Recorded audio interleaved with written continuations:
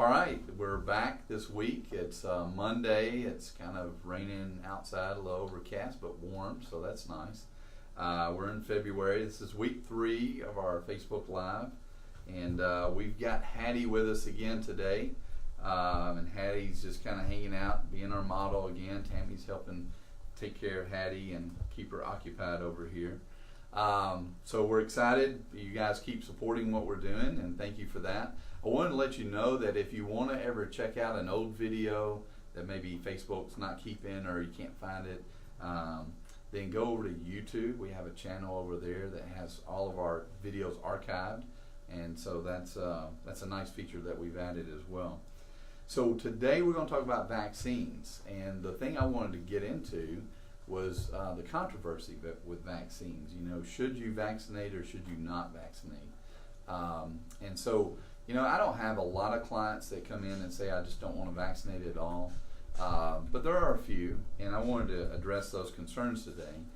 And so if you ever Google why I don't vaccinate my dog, you're going to get a lot of different people groups and different reasons, and I wanted to address a few of those today.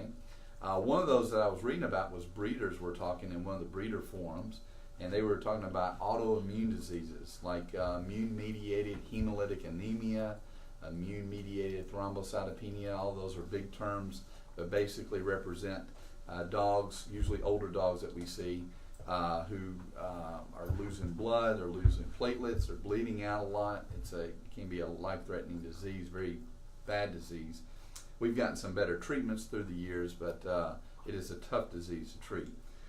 We see about 2 to 3 dogs a year here with that disease, and so there is a prevalence of it. I don't think it's very high, and I think the correlation with vaccinations is probably pretty weak because I vaccinate thousands of dogs every year. So to say vaccines are the sole reason for those diseases, I think is probably a stretch in my estimation. I will say this, we have diagnosed a few dogs with it who have had other medicines that were given to them that we are scrutinizing more, and so so we are looking at some other reasons for it, but I think vaccination is probably a low reason. I went to another website, different group, and it was kind of holistic people, organic people talking about cancer and vaccines, and we certainly see here lots of cancer every year in dogs and cats. The reasons for it we think are multifactorial, but you know, I will say this, you know, it's a few years ago, it was probably about 15 years ago, I was vaccinating cats, and I'd give them the shots right between the shoulder blades here, and about 1 to 2 months later I was seeing these huge masses come up on them. We ended up surgically removing those masses and having them analyzed and finding out they had nasty cancer. And it was from the vaccines that we were given, that the vaccine manufacturers were making.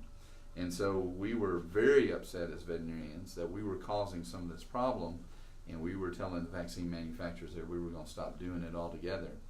And so, you know, so the good thing that came out of that is vaccine manufacturers said, hey, we're going to lose money if we don't change something.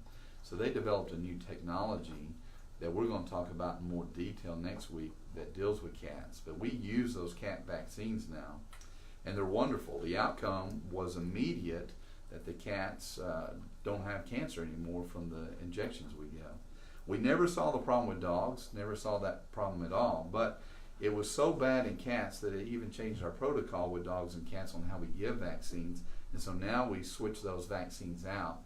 Because what we found out is there was metal inside the vaccine, and we were multiplying the metal in one spot, and that was creating the cancer in cats. So we have changed protocol in all pets because of that, but we've even gotten the new technology, which has been real nice. The third group of people that were really upset with why they didn't vaccinate their dogs was people who had autistic children. And they weren't vaccinating their dogs, they weren't vaccinating their kids anymore, they weren't getting vaccines themselves because of this reason. And it kind of hit home personally with me because I have a child with autism, high functioning autism, and so we've dealt with this, and we've asked the tough questions of where did this come from and why did this occur, and we don't get a good answer. And so, you know, people have theorized it could be the vaccines that their kids are getting. And it is a theory that's out there, and I don't really want to go into the human aspect of the theory because I'll leave that for the medical doctors to talk about. But from a dog standpoint or a cat standpoint, we don't see autism, and so some people say, well, it's just a behavioral problem. But I will say this: I see a lot of pets, and I haven't seen an increase in behavior problems. In fact, I'd say that a lot of our clients are very good people, and they have great pets, and we really enjoy both the clients and the pets. And occasionally we'll get an aggressive dog or cat, but it's not frequent, and it's not becoming more frequent. So now comes the question: why should you vaccinate your dog or cat? And so I think there's a lot of good reasons. One would be it's the law, especially when we're talking about rabies virus. Rabies is a very bad disease. It's a neurotropic virus, so it attacks the nervous system of dogs and cats and people, and it's 100% fatal. If you get bitten by a rabid skunk or raccoon or fox or bat or dog or cat, you're going to die from it. Or if your children get bitten, they're going to die from it. So you don't want to deal with it. And so that's, most viruses they don't cross over species.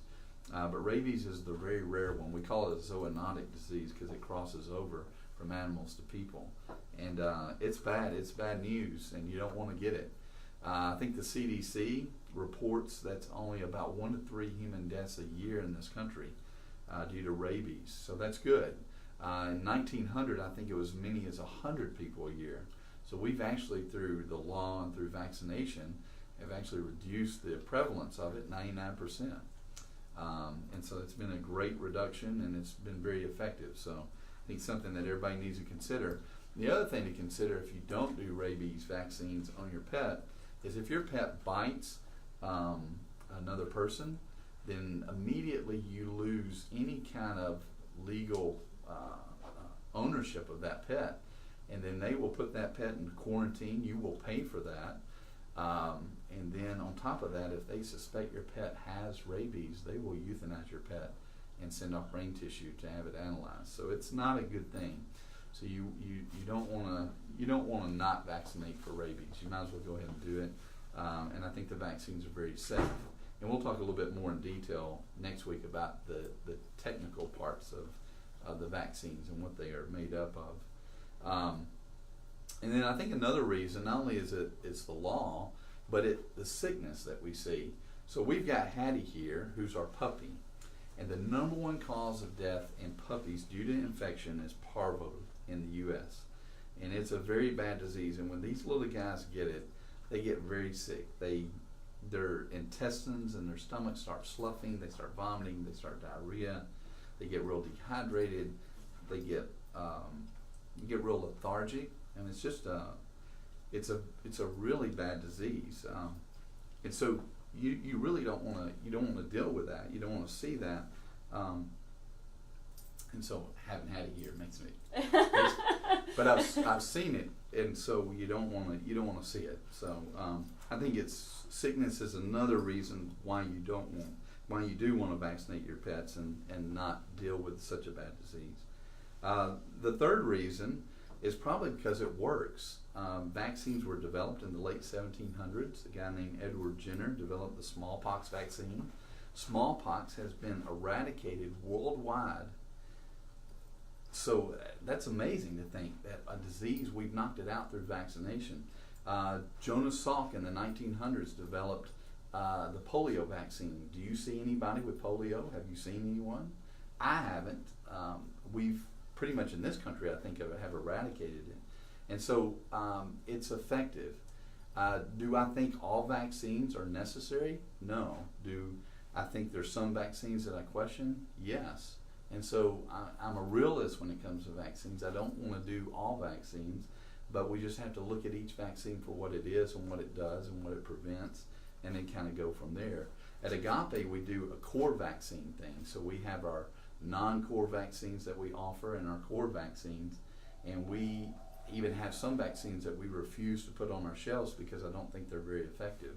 So I think we bring the balance of thoughtfulness to vaccinations. And the last thing I want to discuss is frequency. With puppies and kittens, we're going to do it every 3 weeks, and we're going to give quite a few boosters in that series to get them up to 100% immunity, because they're young and their immune systems aren't very strong, and that's what we're trying to achieve with the vaccines. Hattie, you're very sweet. Yes, you are.